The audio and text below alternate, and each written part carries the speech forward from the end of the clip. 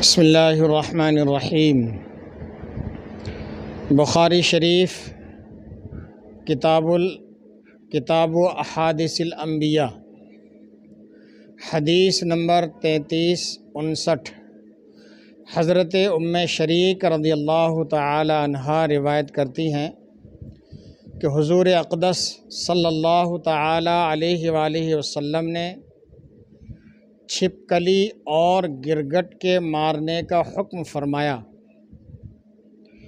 اور فرمایا کہ ابراہیم علیہ السلام کے لیے کافروں نے جو آگ جلائی تھی اسے یہ پھونکتا تھا۔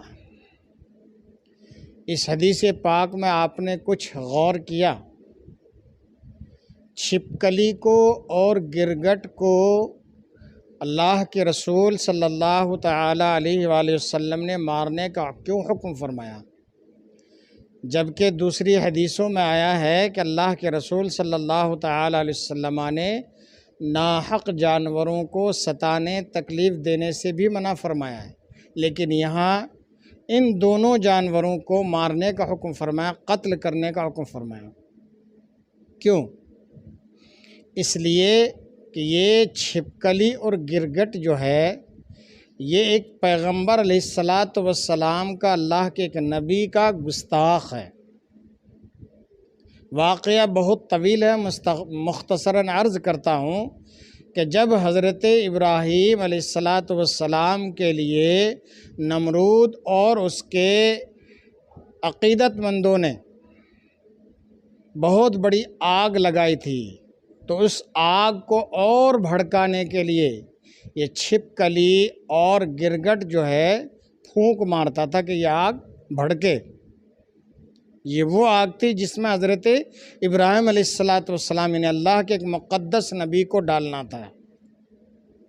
یہ ظاہر بات ہے کہ ایک چھوٹی سی چھپکلی کی پھونک سے اتنی بڑی آگ کے اندر کوئی اثر نہیں پڑتا، لیکن اس نے اپنے انداز سے، اس نے اپنے عمل سے، اس نے اپنے رویے سے یہ ظاہر کر دیا کہ میں ایک نبی کی گستاخ ہوں۔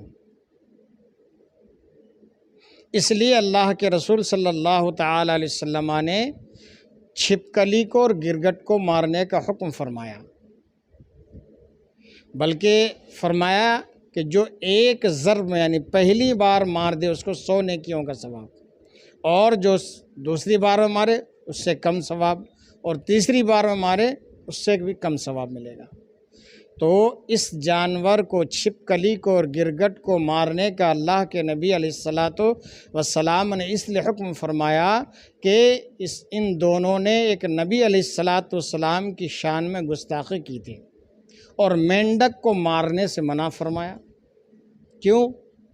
اس لیے کہ یہ بھی روایتوں میں ہے کہ جب نمرود اور اس کے چاہنے والوں نے حضرت ابراہیم علیہ السلام کے لیے اتنی بڑی آگ تیار کی تھی جس میں آپ کو ڈالنا تھا اور جلانا تھا، تو مینڈک اپنے منہ میں پانی لے کر اس میں ڈالا کرتا تھا۔ یہ ظاہر بات ہے کہ مینڈک کے چند قطرے پانی سے اتنی بڑی آگ بجھ نہیں سکتی تھی، لیکن اس نے اپنی وفاداری سے، اپنے عمل سے، اپنے رویے سے یہ ظاہر کر دیا کہ مینڈک جو ہے ایک پیغمبر علیہ السلام کا وفادار ہے۔ اس لیے اللہ کے رسول صلی اللہ تعالی علیہ وآلہ وسلم نے مینڈک کو مارنے سے منع فرمایا۔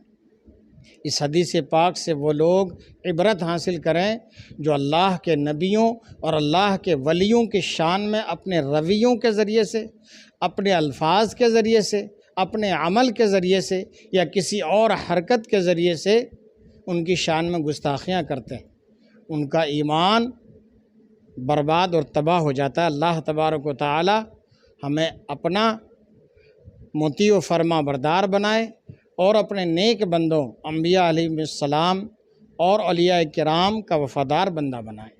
آمین ثم آمین۔